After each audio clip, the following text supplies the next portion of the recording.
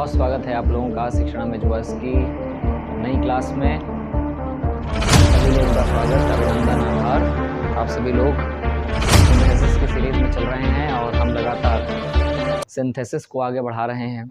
पिछली क्लास में आपने देखा था कि हम लोगों ने किस तरीके से फैन बॉयज़ को ख़त्म किया था, उसको समाप्त कर दिया था और फैन बॉयज़ की श्रेणी से अब हम आगे चल चुके हैं। हमारा सफ़र अब आगे शुरू हो चुका है। देखिएगा ध्यान से, क्या है, फैन बॉयज़ के स्थान पर कुछ और कोऑर्डिनेटिंग कंजंक्शंस का यूज़ कर सकते हैं।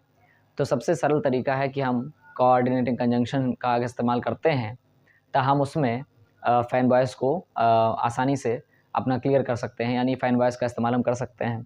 लेकिन अगर कोई मन में शंका हो कि क्या इसके स्थान पर कुछ नया प्रयोग किया जा सकता है, तो यस, बिल्कुल किया जा सकता है। देखिए, फैन बॉयज़ के स्थान पर कोऑर्डिनेटिंग कंजंक्शन कौन कौन सी हैं। तो फॉर के स्थान पर देखिए, मैंने कहा था फॉर से रीज़न बताया जा सकता है, और फॉर से अगर रीज़न बताना है और अगर हम फॉर नाम के शब्द से रीज़न बता रहे हैं तो वो सेंटेंस कैसा हो जाता है, कंपाउंड हो जाता है। ये पिछली क्लास में आपने देखा होगा, ठीक है, मैंने इस बात की चर्चा आपसे की थी। और अगर हम रीज़न बता रहे हैं बिकॉज से, तो ये सेंटेंस हमारा कैसा हो जाता है, कॉम्प्लेक्स हो जाता है।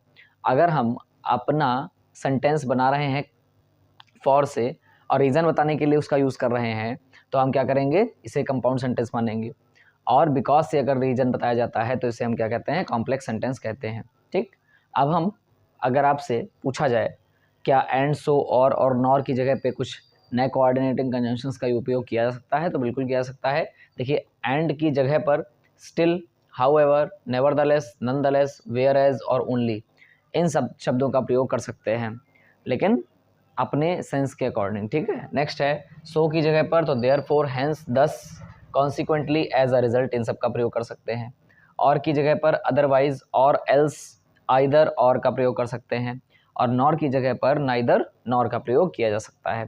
लेकिन जैसा कि आप सबको पता है कि जब मैंने फैन बॉयज़ की बात की थी और आपको नॉर के बारे में बताया था, तो आप लोगों को याद होगा, अगर आपने पिछली क्लास अच्छे से ध्यान से देखी है, तो पिछली क्लास में मैंने इस बात की चर्चा की थी कि नॉर जब यूज़ होता है तो आगे जो सेंटेंस लिखा होता है उसको हम इन्वर्ट कर देते हैं, या उसे पलट देते हैं, या उसे उल्टा कर देते हैं। लेकिन जो पहला वाला सेंटेंस होता है उसको हम बिल्कुल वैसा ही पॉजिटिव सेंस में रखते हैं जैसा यूज़ होना चाहिए। ठीक है, तो ये हम लगातार क्लास में आपको समझा रहे हैं कि किस तरीके से कंपाउंड सेंटेंस को बनाया जाएगा।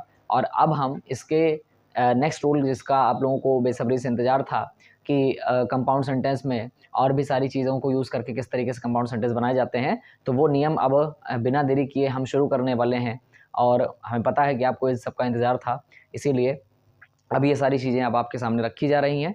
और कंपाउंड जैसे ही ख़त्म होगा, हम अपने लास्ट टॉपिक पे चलेंगे जिसका नाम होता है कॉम्प्लेक्स सेंटेंस, और उसको पढ़ने के बाद अच्छे से हम अपने सिंथेसिस को समाप्त कर सकते हैं। ठीक है, तो अब हमने ये भी जान लिया कि फैन बॉयज़ के स्थान पर कौन से कोऑर्डिनेटिंग कंजंक्शंस का यूज़ किया जा सकता है। तो अब हम आगे चलते हैं और जानते हैं कि जो कंपाउंड सेंटेंस को बनाने के और भी तरीके जो हैं, वो रूल हैं, वो क्या हैं। ठीक है, उसको जानते हैं, चलिए देखते हैं। जिसका आप लोगों को बेसब्री से इंतज़ार था कि अब हमें सिंपल टू कंपाउंड कन्वर्जन करना है, ठीक है, ट्रांसफॉर्म करना है। तो अब हम उस रूल पर चलते हैं और उसको देखते हैं वो क्या कह रहा है। तो simple sentence into compound sentence, ये क्या होता है, एक बार ध्यान देंगे कि a simple sentence can be transformed into a compound sentence by using coordinating conjunctions. Coordinating conjunctions की सहायता से सिंपल सेंटेंस को कंपाउंड सेंटेंस में बदला जा सकता है। मैं क्या कर रहा हूँ, आई रिपीट, क्या कह रहा हूँ, ध्यान से सुनिएगा। सिंपल सेंटेंस को कंपाउंड सेंटेंस में बदला जा सकता है। और किस तरीके से बदल सकते हैं, तो बदल सकते हैं इस माध्यम से कि हमें कोऑर्डिनेटिंग कंजंक्शन का प्रयोग करना है, कोऑर्डिनेटिंग कंजंक्शन का प्रयोग करना है। इसके साथ जो हमें चार विकल्प मिलते हैं कि हमें कोऑर्डिनेटिंग कंजंक्शन के चार प्रकारों में से किसका प्रयोग करके अपने सेंटेंस को, अर्थात अपने सिंपल सेंटेंस को कंपाउंड में चेंज करना है, उस पर हम ध्यान दे रहे हैं। ठीक है, थोड़ा सा ध्यान दीजिएगा इस पर। तो क्या लिखा हुआ है, ध्यान देंगे यहाँ पर। तो लिखा हुआ है simple sentence can be transformed into a compound sentence by using coordinating conjunction. Coordinating conjunction कितने प्रकार के होते हैं, तो चार प्रकार के होते हैं। Number 1 cumulative conjunctions, number 2 adversative conjunction, number 3 alternative conjunction, और नंबर 4 एलिटिव कंजंक्शंस। अब थोड़ा सा यहाँ पे ध्यान देंगे कि एक बार इसकी हिंदी जान लीजिए कि जो जोड़ने वाले होते हैं, जोड़ने वाले कंजंक्शंस, उन्हें हम कहते हैं क्यूमुलेटिव कंजंक्शंस। ठीक है, क्यूमुलेटिव कंजंक्शंस। नेक्स्ट है एडवर्सेटिव कंजंक्शंस। एडवर्सेटिव का मतलब क्या होता है, तो ध्यान से सुनिएगा, ये विरोधाभासी होते हैं। ठीक है, ये विरोध दर्शाने वाले यानी विरोधाभास दर्शाने वाले जो कंजंक्शंस होते हैं उसे हम कहते हैं एडवर्सेटिव कंजंक्शंस। अल्टरनेटिव का मतलब होता है ऐसे कंजंक्शन जो किसी न किसी के विकल्प पर आधारित होंगे, यानी हम कह सकते हैं कि ये वैकल्पिक हैं। कैसे हैं ये? कैसे हैं? तो याद रखिएगा ये वैकल्पिक हैं। अल्टरनेट ऑप्शंस आपके पास होंगे। अल्टरनेट अगर ऐसा लगे सेंटेंस में कि दो ऑप्शंस हैं हमारे पास, या तो ये या तो वो वाला, तो इस तरीके से हम क्या किसका उपयोग करते हैं? वैकल्पिक अर्थात अल्टरनेटिव कंजंक्शंस का। और लास्ट हमारे होते हैं इलेटिव कंजंक्शंस, इनको हम कहते हैं निष्कर्षात्मक। क्या कहते हैं? निष्कर्षात्मक। निष्कर्षात्मक माने रिजल्ट बताएंगे ये कि इस चीज़ का परिणाम ये हुआ, इस चीज़ की जो है इस चीज़ का जो रिजल्ट है वो ये हुआ, या प्रभाव ये हुआ, इफेक्ट ये हुआ। तो अगर इन सब के बारे में हम चर्चा करेंगे तो ये हमारे कंजंक्शंस क्या कहलाते हैं? कोऑर्डिनेटिंग कंजंक्शंस कहलाते हैं। तो क्यूमुलेटिव को कहते हैं जोड़ने वाले, एडवर्सेटिव यानी विरोधाभास, अल्टरनेटिव यानी वैकल्पिक, और नंबर 4 इलेटिव यानी हो जाता है हमारा निष्कर्षात्मक यानी रिजल्ट बताने वाले। तो जैसा कि आप लोगों को पता चल गया कि हमें इन सारे कंजंक्शन के माध्यम से सब चीज़ें बनानी हैं, तो उसमें से हम पहला अपना जो कंजंक्शन है उसको हम उस पर बात करते हैं। ठीक है, तो इधर देखिएगा थोड़ा सा यहाँ पर कि by using a cumulative conjunction, यानी अगर हम क्यूमुलेटिव कंजंक्शन की सहायता से अपने सिंपल सेंटेंस को कंपाउंड बना रहे हैं तो कैसे बनाएंगे? By using a cumulative conjunction, अर्थात जोड़ने वाले जो कंजंक्शंस होते हैं उनकी सहायता से हम इसको कैसे बनाएंगे, इस पर ध्यान दीजिएगा। तो हमारे पास जोड़ने वाले कंजंक्शन कैसे हो सकते हैं? एंड हो सकता है भाई, एंड से दो सेंटेंसों या दो शब्दों को जोड़ा जा सकता है ना, एंड, बोथ एंड, ठीक है, नॉट ओनली बट ऑल्सो, है ना, ये ही नहीं बल्कि ये भी, और एज वेल एज, ठीक है। जैसा कि अब आगे देखिएगा ध्यान से, एग्जाम्पल दिया हुआ है। ये सारे कंजंक्शंस क्या हैं? बहुत सारे हैं, लेकिन अमूमन जिनका मेनली यूज़ किया जाता है वो यही हैं। अब आगे देखिएगा ध्यान से, एग्जाम्पल दिया हुआ है कि बिसाइड्स, बिसाइड्स का मतलब होता है अतिरिक्त, ये प्रेपोजिशन है। देखिए हर चीज़ को मैंने आपकी सुविधा के अनुसार यहाँ पर नोट डाउन कर दिया है, इसीलिए मेरा आपसे अनुरोध है कि जो भी चीज़ें आप देख रहे हैं उसको थोड़ा सा गौर करके अगर आप देखेंगे तो सारी चीज़ें आपको समझ में आएंगी। तो besides being a successful businessman, मेरी उंगलियों की तरफ देखिएगा वरना आप गलती कर सकते हैं।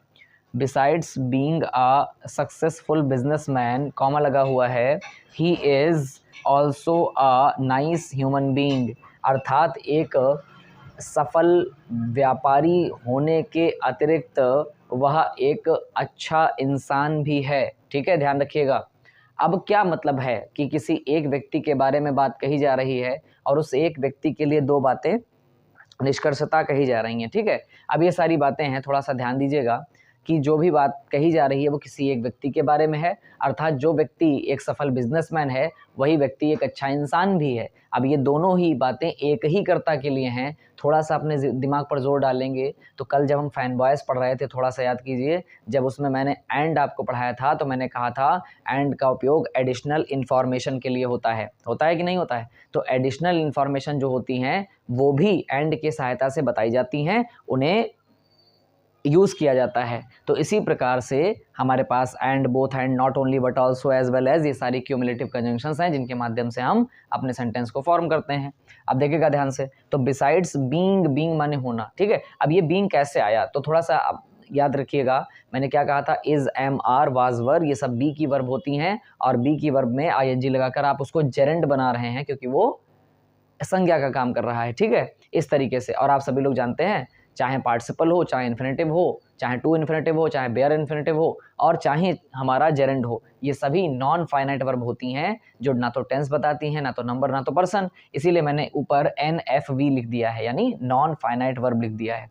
और नीचे आप सभी लोग जानते हैं बिसाइड्स क्या है, ये प्रेपोजिशन है। तो besides being a successful businessman, एक सफल बिजनेसमैन यानी व्यापारी होने के अतिरिक्त या बावजूद, he is also a nice human being, वो क्या है, वो एक अच्छा इंसान भी है। अब देखिए ये सिंपल सेंटेंस है और यहाँ पर बनाने वाली जो वर्ब आ रही है इज़, ये हमारी फाइनाइट वर्ब है जो टेंस को बता रही है, पता है ना आप लोगों को। तो ये चीज़ हमें ध्यान में रखनी पड़ती है। एक एक चीज़ को मैंने बहुत अच्छे से नोट डाउन किया है। अगर आप इन क्लासेस को देख लेते हैं, मैं ये तो नहीं कह सकता कि आप अगर बिना मेहनत करेंगे और बिना आपने मेहनत नहीं की और उसके बाद क्लासेस को पढ़ लिया तो काम हो गया, ऐसा कुछ नहीं है। ग्रामर और मैथमेटिक्स दोनों एक जैसे हैं।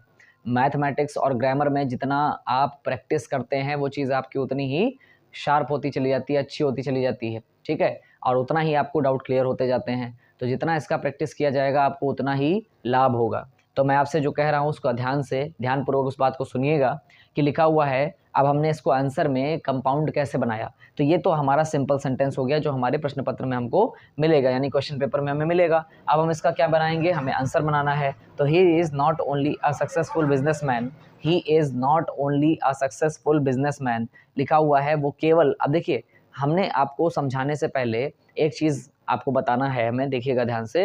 पहले आप इन सब में से कौन सी कंजंक्शन चूज़ करेंगे। देखिए अगर मैं आपसे कहूँ कि वो एक सफल बिजनेसमैन ही नहीं बल्कि वो एक अच्छा इंसान भी है, तो आपको ऑटोमेटिक पता चल गया कि सर कौन सी हम यहाँ पर प्रिपरेशन यूज़ करेंगे। तो हमें पता चल गया कि सर हम not only but also use करेंगे। क्यों? क्योंकि वो ये ही नहीं है, ये भी है। क्यों? क्योंकि बट ऑल्सो का मतलब होता है बल्कि ये भी, ठीक है। अब ये चीज़ें ध्यान रखने वाली हैं कि हम कौन सी प्रिपरेशन का यूज़ कर रहे हैं जो हमारी बिल्कुल सूटेबल है, ठीक है। और चूंकि दोनों ही बातें एक ही कर्ता के लिए कही जा रही हैं, तो नॉट ओनली बट ऑल्सो का लगना ये बता देता है कि आपने बहुत अच्छा कंजंक्शन यूज़ किया है और आपके सेंटेंस के लिए बिल्कुल परफेक्ट है। अब देखिए आंसर क्या दिखा हुआ है, ही इज़ नॉट ओनली। अब कैसे बनाया, तो आपने सेंटेंस को, जो सेकंड हमारा ऑप्शन था, जो हमारा सेकंड सेंटेंस जो कॉमा से सेपरेट था, इस तरीके से आपने उसको बनाने का प्रयास किया कि वो केवल एक सफल बिजनेसमैन ही नहीं है बल्कि एक अच्छा इंसान भी है। तो कैसे, ही इज़ नॉट ओनली ही नहीं है, कहने का मतलब है केवल ही नहीं है। He is not only a successful businessman,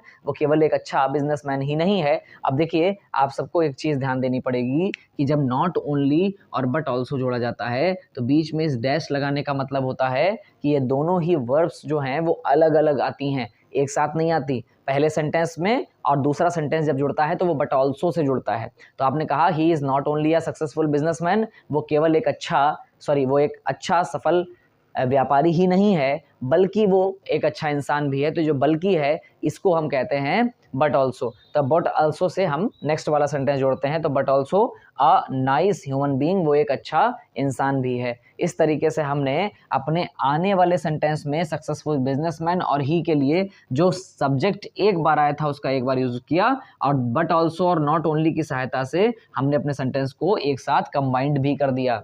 अब थोड़ा सा ध्यान दीजिए, सिंपल सेंटेंस में हम क्या करते थे कि सिंपल सेंटेंस के इसी चीज़ को कहा जाता था सेपरेट सेंटेंस, और जब ये बन के तैयार हो जाता था सिंपल सेंटेंस का कंपाउंड, तो इसी को हम कहते थे sir this is our combined sentence. ये हमारा कैसा सेंटेंस है, ये हमारा कंबाइंड सेंटेंस है। ये चीज़ आप लोगों को समझ में आई कि नहीं आई ना? तो ये चीज़ मुझे आप बताइएगा कि आपको ये चीज़, पहला उदाहरण आपको समझ में आया है कि नहीं आया है। Besides being a successful businessman, एक सफल बिजनेसमैन होने के बावजूद वह एक अच्छा इंसान है। इसका मतलब है कि वो सफल बिजनेसमैन भी है और केवल इतना ही नहीं, वो एक अच्छा इंसान भी है। तो हमने कैसे जोड़ा, he is not only a successful businessman but also a nice human being. This is your simple and separate sentence and this is your compound and combined sentence. Clear है सभी को? छोटा सा नोट आपके लिए, आपकी जानकारी के लिए मैंने यहाँ नीचे लिखा है, थोड़ा सा यहाँ पर ध्यान दे देंगे। तो नोट में लिखा हुआ है, कभी कभी ऐसा होता है कि सेंटेंस में फाइनाइट वर्ब मतलब जो नंबर बताएं, जो टेंस बताएं और जो पर्सन बताएं। तो मैंने क्या कहा, कभी कभी ऐसा होता है कि सेंटेंस में फाइनाइट वर्ब होती तो है पर देख नहीं पाते हम, ठीक है, ध्यान रखिएगा। हम लोगों को कभी पता नहीं चलता कि कौन सी फाइनाइट वर्ब है, कभी कभी ऐसा। तो ध्यान देना कि यदि कोऑर्डिनेटिंग कंजंक्शन मिल जाता है तो भी हम उसे कंपाउंड ही मानेंगे। कहने का मतलब है कोऑर्डिनेटिंग कंजंक्शन से यदि कोई सेंटेंस जुड़ा हुआ है तो ये सिंपल पहचान है कि आपने कोऑर्डिनेटिंग कंजंक्शन का उपयोग करके अपने सिंपल सेंटेंस को क्या बना दिया है, कंपाउंड बना दिया है। तो उसको हम क्या मानेंगे, कंपाउंड। अच्छा थोड़ा सा सिंपली सोचो, ये बहुत बड़ी भाषा हो गई, तो हम थोड़ा सा सिंपली सोचेंगे। अगर बाई चांस हमारे पास सिंपल सेंटेंस है और उसमें कोऑर्डिनेटिंग कंजंक्शन के जो 4 प्रकार हैं उनमें से किसी भी एक प्रकार का अगर हम कंजंक्शन यूज़ कर लेते हैं और उस कंजंक्शन का जो प्रकार है वो इन चारों में है, तो इसका मतलब अगर हम उस सेंटेंस को खुला खुला आपको दे दें कि बताइए भैया he is not only a successful businessman but also a nice human being, तो आप सीधे सीधे पहचान जाओगे कि सर आपने नॉट ओनली बट ऑल्सो का प्रयोग किया है और ये एक क्यूमुलेटिव कंजंक्शन है और क्यूमुलेटिव कंजंक्शंस कोऑर्डिनेटिंग कंजंक्शन के अंतर्गत आते हैं और इसका उपयोग हम कंपाउंड सेंटेंस में करते हैं। तो अगर आप इतना ध्यान लगा ले गए तो आप अपने आप अपने सेंटेंसों को लेकर सेटिस्फाई रहेंगे। कहने का मतलब संतुष्ट रहेंगे कि हमें पता है कि किस चीज़ में किस कंजंक्शन का प्रयोग किया जाता है। आशा करता हूँ ये बात आपको समझ में आई होगी। अब हम नेक्स्ट उदाहरण पे चलते हैं जो मैंने यहाँ पर लिखा है, थोड़ा सा ध्यान देंगे। यहाँ पे एग्जाम्पल लिखा हुआ है हियरिंग। कितने बच्चे जानते हैं कि अगर हियरिंग लिखा हुआ है और वो काम किसका कर रहा है, एडजेक्टिव का कर रहा है, तो वो ज़रूरी बन जाता है कि हम उसको पार्टिसिपल में या जेरेंड में चेंज करें। तो आप सभी लोगों को पता है जेरेंड में भी नाउन की वर्ब की फर्स्ट फॉर्म प्लस आईएनजी लगती है और जो दूसरा हमारा सेंटेंस होता है, कहने का मतलब दूसरा पार्ट है जिसको हम प्रेजेंट पार्टिसिपल कहते हैं, उसमें भी फर्स्ट फॉर्म प्लस आईएनजी लगती है। लेकिन जेरेंड में और पार्टिसिपल में अंतर बस इतना होता है कि जेरेंड जो होता है वो फर्स्ट फॉर्म प्लस आईएनजी को जो उपयोग करता है वो नाउन के हिसाब से करता है, अर्थात वो नाउन बन जाता है, और जो हमारा पार्टिसिपल होता है वो फर्स्ट प्लस आईएनजी लेकर एडजेक्टिव बन जाता है। ठीक है, ये चीज़ ध्यान रखेंगे हम लोग। तो हियरिंग द नॉइज़ यानी शोर सुनकर, नॉइज़ माने होता है शोर, तो शोर सुनकर ही शी केम आउट, वो बाहर आ गई। आप मेरी उंगलियों पर ध्यान रखें वरना आप ये सब नोट कर ले जाएंगे, वो आपको समझाने के लिए नोट किया गया है।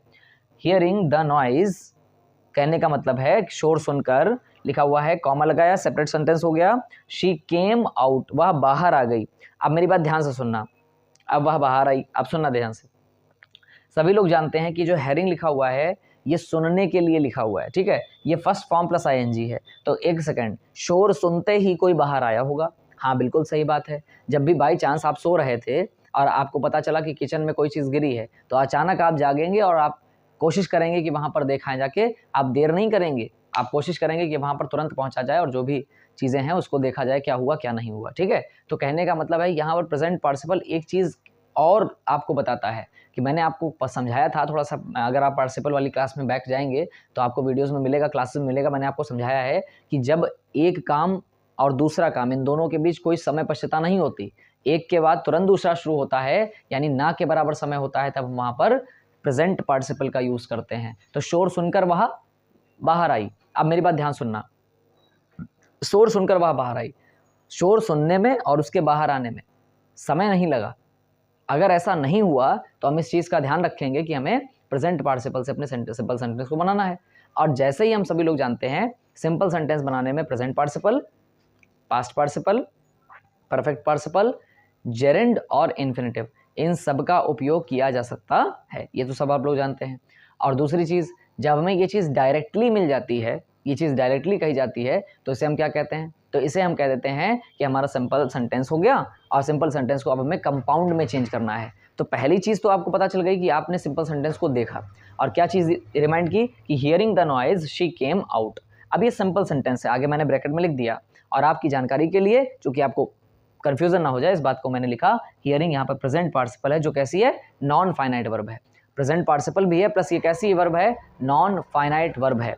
नॉन फाइनाइट क्यों? क्योंकि सभी पार्टिसिपल्स, सभी जेरेंड्स और सभी इन्फिनेटिव नॉन फाइनाइट ही होते हैं, पता है ना आप लोगों को। अब आगे देखिए, शी केम आउट, वह बाहर आई। अब ये जो केम है ये बेटा टेंस बता रहा है, क्यों?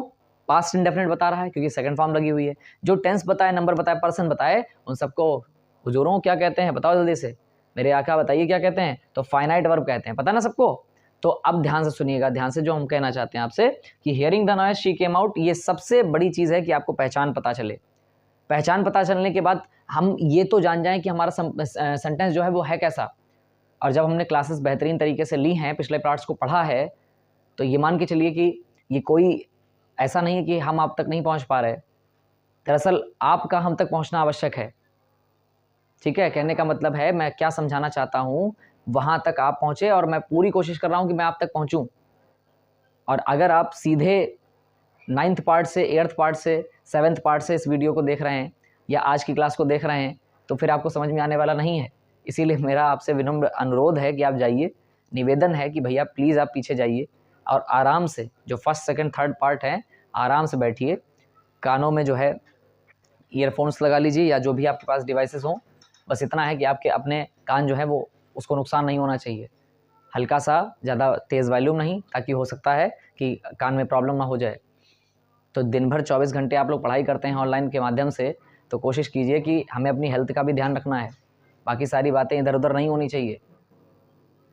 Health is your first priority, ठीक है। अगर हमारा स्वास्थ्य अच्छा होगा तो फिर हम अपनी पढ़ाई को, अपने अध्ययन को भी बहुत अच्छे तरीके से कर पाएंगे। और अगर हम उसके साथ ही खिलवाड़ कर रहे हैं तो निश्चित रूप से ये कहीं ना कहीं हमारे लिए हमारी हानि बन सकता है। इसीलिए मेरा आपसे अनुरोध है कि जो भी चीज़ें आप पढ़ रहे हैं उसको बहुत सटीक तरीके से, बारीकी के साथ पढ़ने के लिए आपको अपने अध्ययन में इस चीज़ को शामिल करना होगा कि हम सबसे पहले जो है अपनी जिस भी चीज़ को, जिस भी पार्ट को पढ़ रहे हैं, उस चीज़ के लिए हमारे माइंड में क्लियरिटी कैसे बनेगी कि जब हम बिल्कुल फिजिकली फिट होंगे, फिजिकली और मेंटली दोनों तरीके से आपको प्रिपेयर होना पड़ेगा, तब जाके आप ये सारी चीज़ें समझ पाएंगे। तो सबसे पहली चीज़ है कि अपना नुकसान ना करते हुए अच्छे से, जैसा भी आपका माहौल हो, जैसा जिस परिवेश में आप रहते हो, उन सब परिवेशों को ध्यान में रखते हुए आप सभी लोग जो है अपना अध्ययन जारी रखें। अगर आप शोर शराबे वाले स्थान पर रहते हैं तो कोशिश करें कि हाँ, थोड़ा सा जब पढ़ाई की तो उसका इस्तेमाल डिवाइसेस का कर लिया, उसके बाद हम डिवाइसेस से दूर रहेंगे।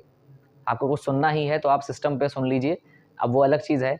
लेकिन अगर बार बार आप कान में ही सब कुछ अपना जो है सुनने का या ध्वनिवर्धक यंत्रों का इस्तेमाल करेंगे तो निश्चित रूप से आपको कहीं ना कहीं हानि पहुंचा सकता है।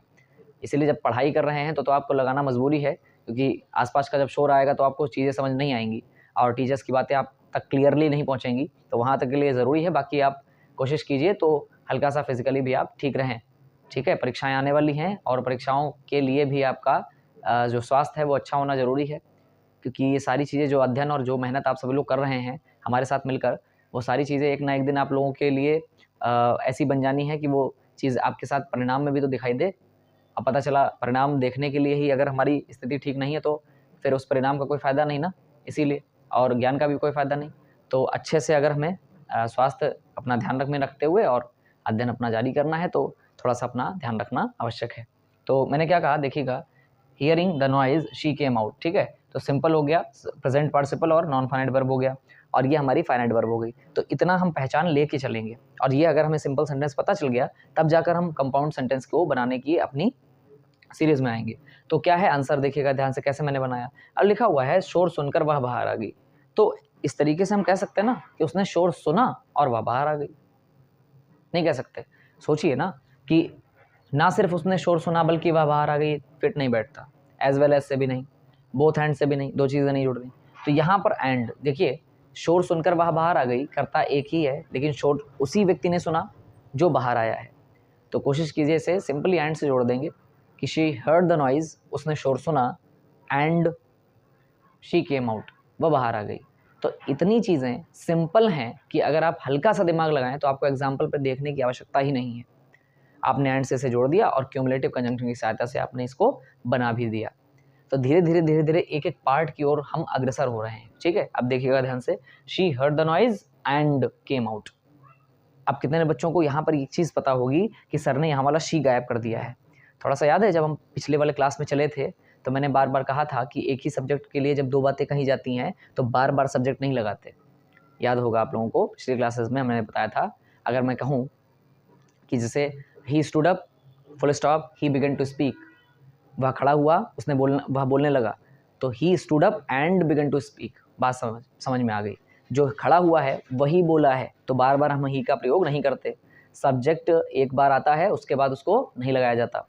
तो ये सारी चीज़ें आप लोगों को समझ में आनी चाहिए, मन मस्तिष्क में पड़ी होनी चाहिए, आवश्यक है। अब देखिए ध्यान से, she heard the noise and she came out. Sir अगर हम ये गलत कर देंगे, मतलब अगर हम शी लगा देंगे तो गलत हो जाएगा। देखिए, आप इंग्लिश पढ़ते इसलिए हैं क्योंकि आप दिन प्रतिदिन उसमें बेहतर होते चले जाएं, और जो आजकल के स्टैंडर्ड्स हैं उन स्टैंडर्ड्स में हम फिट आएँ, ठीक है। अच्छा हमारा ज्ञान हो, अगर हमें अच्छी चीज़ें, अच्छी नॉलेज में पता होगी तो बहुत अच्छी बात है। हम किसी भी प्रकार की, किसी भी फील्ड में हम सक्सेसफुल हो सकते हैं अगर हमारे पास ज्ञान अच्छा होगा। तो क्या ये जो सारी चीज़ें हैं इसको हम बहुत ध्यान से पढ़ेंगे। अगर एक चीज़ की रिपीटेशन बार बार नहीं होनी है तो फिर नहीं होनी है, इस बात को आप अपने मन मस्तिष्क में रचा बसा लें। शी हर्ड द नॉइज, अब सर ने कहा था एंड से चीज़ें जुड़ें तो बार बार कंजंक्शन का, सब्जेक्ट का प्रयोग नहीं करेंगे। और चूंकि वो दोनों ही चीज़ें एक ही लड़की के लिए हैं, शी के लिए ही हैं, तो हम बार बार शी लगाकर उसमें कुछ अन्य हासिल करने वाले नहीं हैं। तो she heard the noise and she came out से अच्छा है कि आप करें she heard the noise and came out, उसने शोर सुना और बाहर आई। ठीक, बात समझ में आई। अब यहाँ पर जो हर्ड है, आपको पता चल रहा है ना, इस हर्ड ने आपको टेंस बता दिया है, पास्ट इंडेफिनिट सेकंड फॉर्म लगी, तो ये क्या हो गई, फाइनाइट वर्ब। और नेक्स्ट यहाँ पर मैंने क्या लिखा हुआ है एंड के लिए, सर ये एंड एक प्रकार का कोऑर्डिनेटिंग कंजंक्शन है और उसमें भी मेरे दोस्तों को, मेरे साथियों को पता है कि ये कौन सा कंजंक्शन है, तो सर ये क्यूमुलेटिव कंजंक्शन है। कितने लोगों को बात समझ में आई है ना, क्योंकि क्यूमुलेटिव कंजंक्शन जो कोऑर्डिनेटिंग कंजंक्शन होती है उन्हीं के अंदर तो एंड आता है। ये बात आपको समझ में आ रही, तो हमें ये भी पता हो गया। और सर इसके सेंटेंस में जो अगला सेंटेंस आया है इसमें देखिए केम आई हुई है, तो जो केम है, ये जो केम है ये भी तो फाइनाइट वर्ब है। क्यों फाइनाइट वर्ब है? क्योंकि ये टेंस बता रही है। तो पास्ट इंडेफिनिट दोनों चीज़ें अलग अलग, और सेंटेंसों में हमें फाइनाइट वर्ब्स भी मिल गई, और साथ ही साथ जिस हमने कंजंक्शन से इसको जोड़ा है उस कोऑर्डिनेटिंग कंजंक्शन का नाम है क्यूमुलेटिव कंजंक्शन। तो कितने लोगों को आज की ये जो बात है अभी की ये समझ में आई है? अभी इसके उदाहरण ख़त्म नहीं हुए हैं, ठीक है, अभी ये उदाहरण समझाया, अब हम नेक्स्ट एग्जाम्पल पर चलते हैं इस आशा के साथ कि आपको ये दोनों एग्जाम्पल समझ में आए होंगे।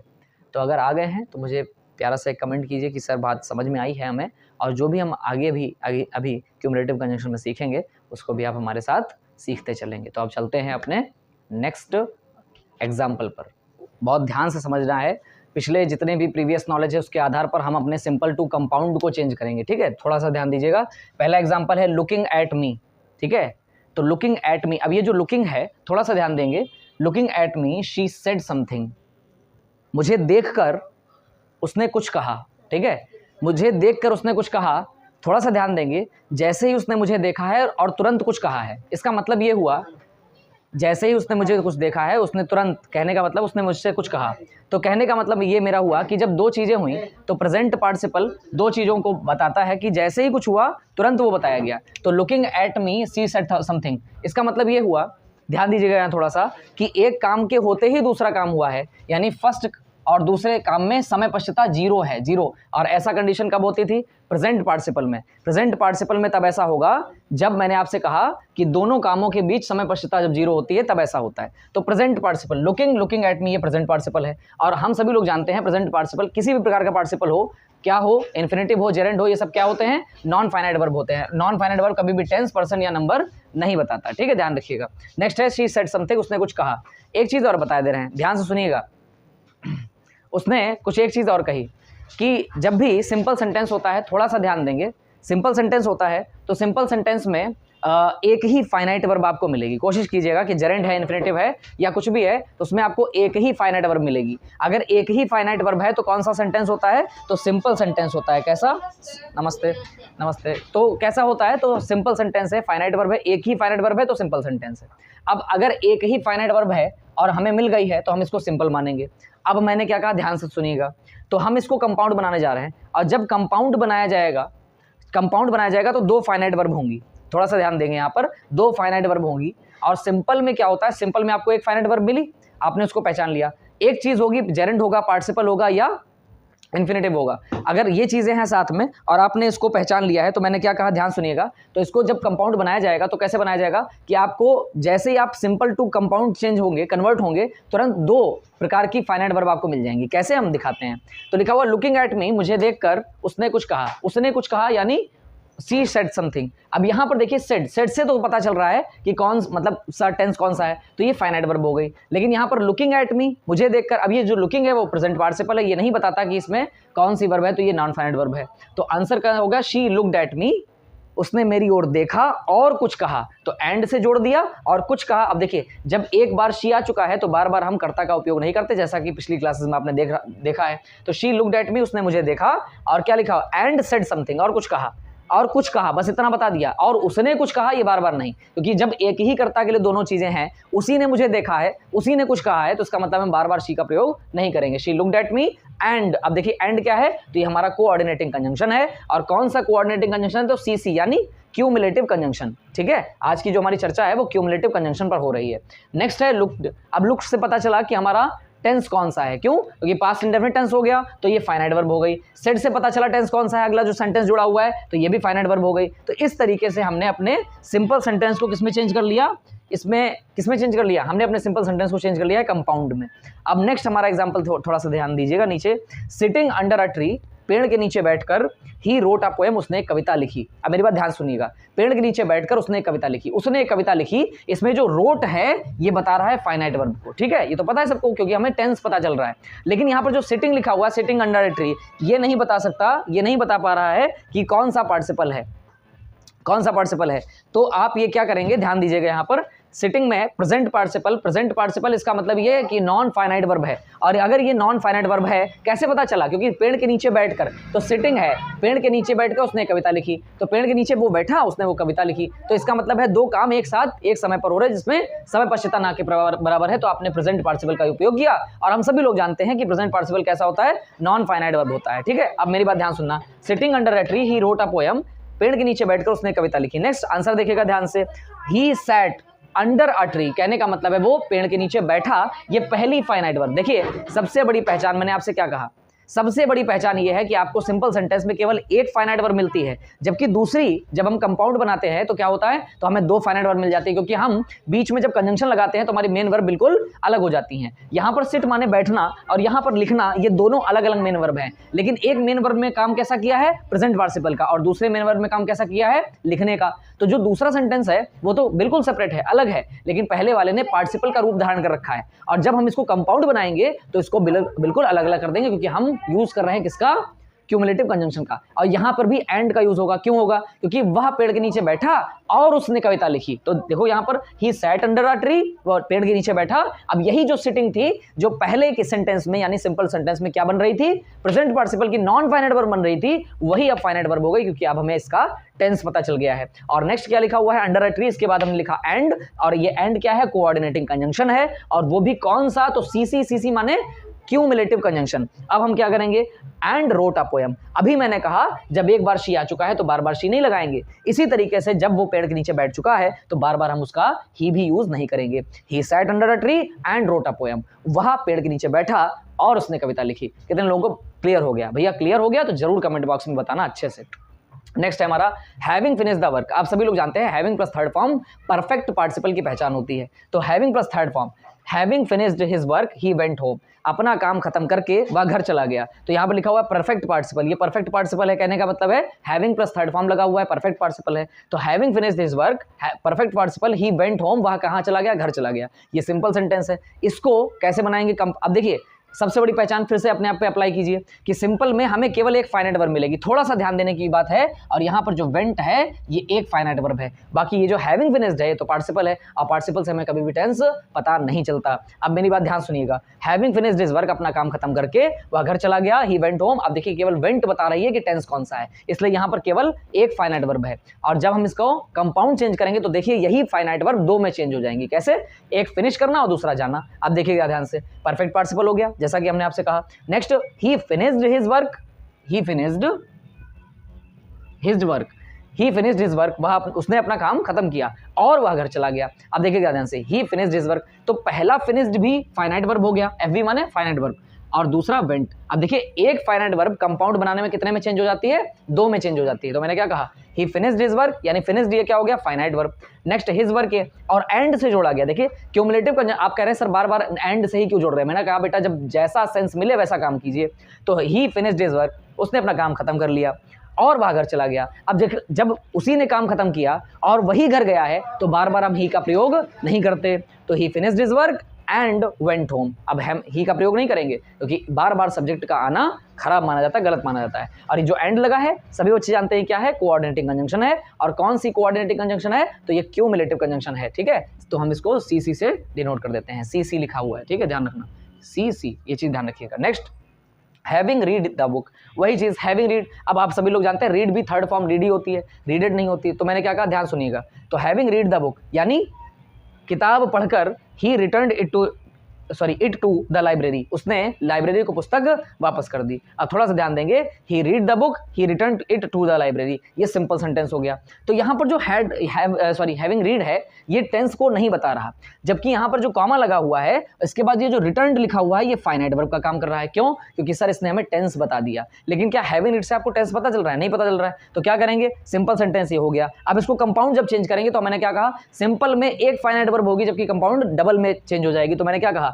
ही रीड द बुक, उसने पुस्तक पढ़ी और उसने इसे लाइब्रेरी को वापस कर दिया। तो बार बार यही चीज़, जब उसी ने पुस्तक पढ़ी है और उसी ने लाइब्रेरी को वापस की है तो बार बार ही का प्रयोग भी नहीं करेंगे। तो क्या हो जाएगा, have he read the book. उसने पहला सेंटेंस बनाया ही रीड द बुक। सर ये पहला सेंटेंस में आप ये कैसे जान लेते हो कि कौन सा टेंस में बनेगी? तो बेटा जो सेकंड वाला सेंटेंस होता है उसी के टेंस में हम पहले वाला ले आते हैं। तो ही, अब देखिए पास्ट इंडेफिनिट है वो, तो इधर वाला भी पास्ट इंडेफिनिट बना लीजिए।